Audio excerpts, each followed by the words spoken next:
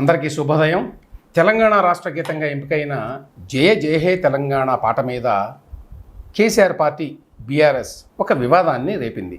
ఈ పాటని కంపోజ్ చేయడానికి ప్రముఖ సంగీత దర్శకుడు ఎంఎం కీరవాణిని సెలెక్ట్ చేయడం మీద బీఆర్ఎస్ నాయకుడు ఆర్ఎస్ ప్రవీణ్ కుమార్ గారు విరుచుకుపడ్డాడు. ఎవరి ప్రవీణ్ కుమార్? ఈయన మాజీ ఐపీఎస్ అధికారి, వాలంటరీ రిటైర్మెంట్ తీసుకొని బహుజన్ సమాజ్ పార్టీలో చేరాడు. కేసీఆర్ ప్రభుత్వంలో జరుగుతున్న అవినీతి అరాచకాల మీద పోరాడుతున్నాను అని చెప్పాడు ఆ రోజున. అట్లాంటి వ్యక్తి మరి మొన్నటి ఎన్నికల్లో ఓడిపోయిన తర్వాత ఎవరినైతే ఎన్నాళ్ళు విమర్శించాడో అదే కేసీఆర్ గారి గూటికి చేరాడు. అక్కడ చేరిన తర్వాత ప్రవీణ్ కుమార్ గారు మారు మనసు పొందినట్టున్నాడు. బహుజన సమాజం నుంచి బయటకు వచ్చాడు, పచ్చి రాజకీయ అవకాశవాద సమాజంలో చేరాడు. దళితుల మేలు కోసం గతంలో స్వేరోస్ అనేటువంటి సంస్థను కూడా స్థాపించాడు ఈయన. అట్లాంటి వ్యక్తి ఇప్పుడు ఆంధ్ర తెలంగాణ మధ్య చిచ్చు పెట్టేందుకు కేసీఆర్ గారు చేసినటువంటి పాత రికార్డుకి ప్రవీణ్ కుమార్ గారు ఇప్పుడు దరువులు వేస్తున్నాడు. కీరవాణి మీద ఆయన చేసిన ట్వీట్ ఈ దిగజారుడికి నిదర్శనం. ఆయన చేసిన ట్వీట్లో కొంత భాగం చదువుతాను. అందశ్రీ తెలంగాణ రాష్ట్ర గీతంపై ఆంధ్ర సంగీత దర్శకుడు ఎంఎం కీరవాణి పెత్తనం ఏంది భయ్? ఇది ఆయన రాసింది. ఒక పాటకి సంగీతం సమకూర్చడం పెత్తనం ఎట్లా అవుతుంది? పాటలకి మ్యూజిక్ సమకూర్చే వాళ్ళందరూ ఆ పాటల మీద పెత్తనం చేస్తున్నట్ట ప్రవీణ్ కుమార్ గారి ప్రకారం? ఇదేమి లాజిక్? ఆంధ్ర సంగీత దర్శకుడు కీరవాణి పెత్తనం అనడం ఏంటి? కీరవాణి గారు సంగీత దర్శకుడు. ఏ భాషలో అవకాశం వస్తే ఆ భాషలో సంగీతాన్ని సమకూరుస్తాడు. నాకు తెలిసి ఆయన తెలుగు, హిందీ, తమిళం, కన్నడం, మలయాళం ఇట్లాంటి చాలా భాషల్లో సంగీతం సమకూర్చాడు. అట్లాంటి వ్యక్తికి ఐపీఎస్ చదువుకున్నటువంటి ప్రవీణ్ కుమార్ గారు ఒక ప్రాంతాన్ని అంటకట్టడం ఏంటి? పెత్తనం ఏంది భయ్ అని రాశాడు ఈయన. ఏంది భయ్ అనగానే ఆయన తెలంగాణ వాడు అయిపోయాడు అన్నమాట. తెలంగాణ ఐడెంటిటీ అంటే అది అని వీళ్ళ ఉద్దేశం.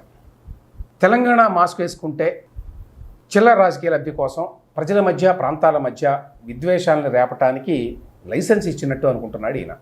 ఇంకా ఏమంటాడు ఈయన ట్వీట్లో? గీత స్వరకల్పనకు మళ్ళీ ఇప్పుడేం అవసరం వచ్చింది? ఇప్పుడేం అవసరం వచ్చిందో కాంగ్రెస్ పార్టీ వారు, బీఆర్ఎస్ పార్టీ వారు, లేక రేవంత్ రెడ్డి గారు, కేసీఆర్ గారు మీరు రాజకీయంగా సిగబట్లు పట్టుకోండి. దానికి ప్రాంతీయ రంగు పూయడం ఎందుకు? అసలు విషయం ఏంటంటే ఈ జయ జయ హే తెలంగాణ అనే పాటని రాష్ట్ర గీతంగా పెడుతున్నట్టుగా గతంలో కేసీఆర్ గారు చెప్పారు. కానీ అది ఏమైందో తెలియదు. ఎందుకంటే 2021లో అప్పుడు కొంతమంది సభ్యులు ఈ అసెంబ్లీ ప్రారంభానికి ముందు జయ జయ హే గీతాన్ని మనం పాడాలి, పాడితే బాగుంటుంది అని చెప్పంటే అప్పుడు ముఖ్యమంత్రిగా ఉన్నటువంటి కేసీఆర్ గారు ఏమన్నారు? రాష్ట్ర అధికారిక గీతంగా జయ జయ హే తెలంగాణ అని ఇంకా నిర్ణయించలేదు, ఇంకా మనం రాష్ట్ర అధికారిక గీతాన్ని రాయించలేదు అనే మాట అన్నారు.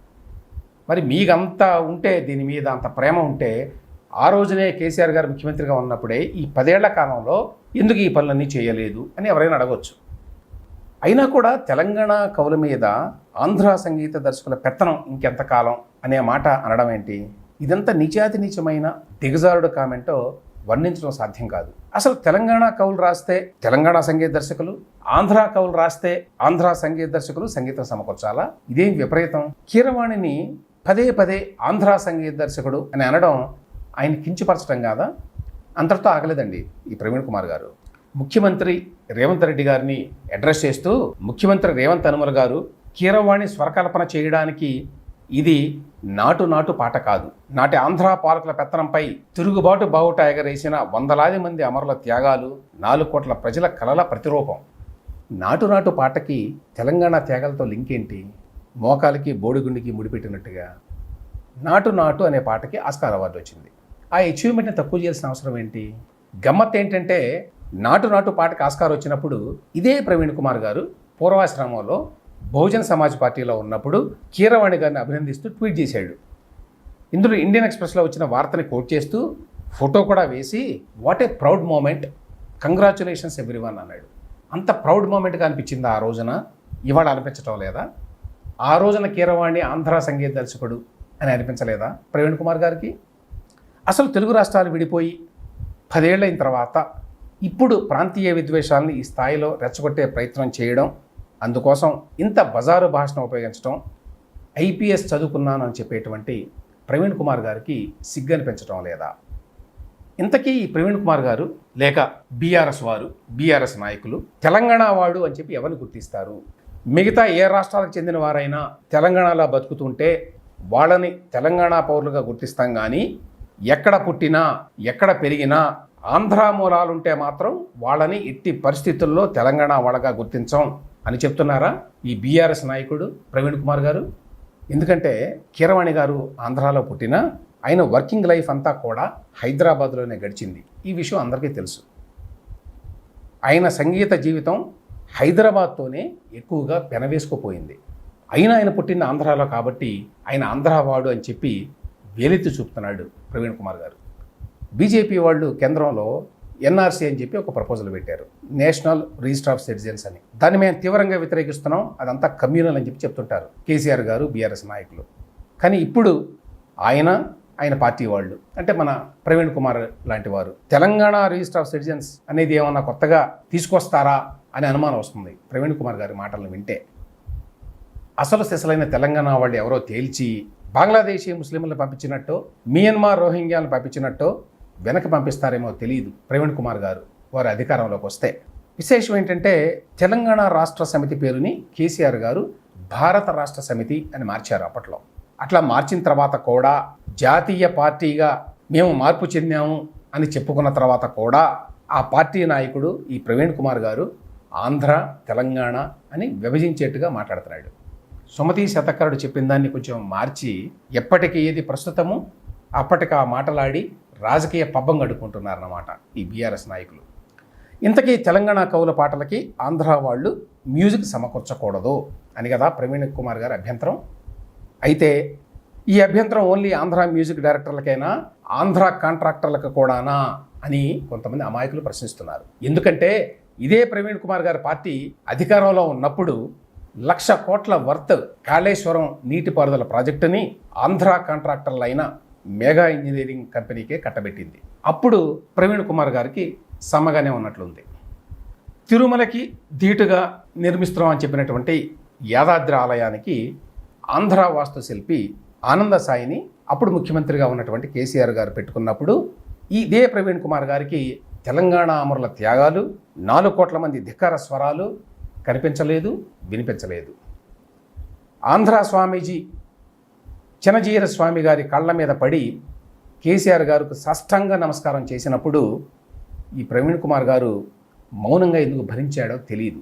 మన కల్వకుంట్ల కవిత గారు బతుకమ్మ సాంగ్ని మలయాళీ అయినటువంటి గౌతమ్ మేనన్ గారి దర్శకత్వంలో తమిళుడైనటువంటి ఏఆర్ రెహమాన్ చేత మ్యూజిక్ చేయించినప్పుడు ఏంటి దుస్సాహసం అని ప్రశ్నించలేదు. అట్లనే కేసీఆర్ గారు జగన్తో దోస్తీ చేసినప్పుడు, రోజా గారి ఇంటికి వెళ్ళి చేపల పులుసు తిన్నప్పుడు ఈ ప్రవీణ్ కుమార్ గారికి ఆంధ్ర జనాన్ని తిట్టాలన్న విషయం గుర్తుకు రాలేదు.